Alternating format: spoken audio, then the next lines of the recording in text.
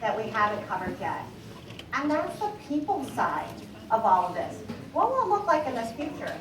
How will this influence society? And so our last session, in terms of this trend discussion this morning, is called the ABCs of XYZ. And what we're really talking about are generational cohorts. What are the generations doing? And why do we look at generations? We look at them for lots of different reasons.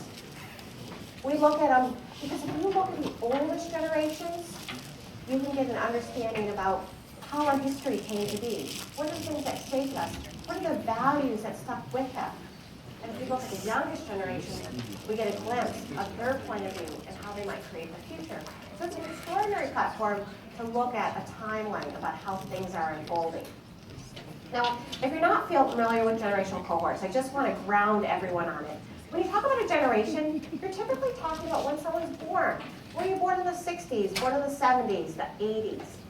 But when you talk about generational cohorts, you're not just talking about when you were born. You're talking about what are the shared experiences? What are the things that you have in common that made you who you are? Now, sociologists would tell you that the values that each and every one of you hold, those were established during your formative years.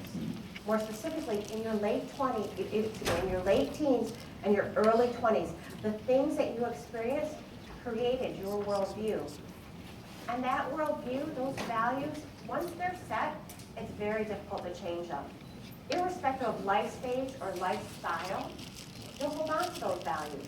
Doesn't matter how rich, how poor, how many kids you have, where you live in the world, those values are embedded in the way that you see the world.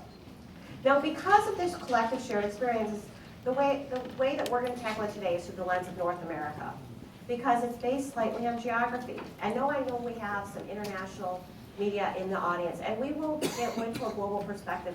But to illustrate our point, we're going to begin with the North American generational cohorts.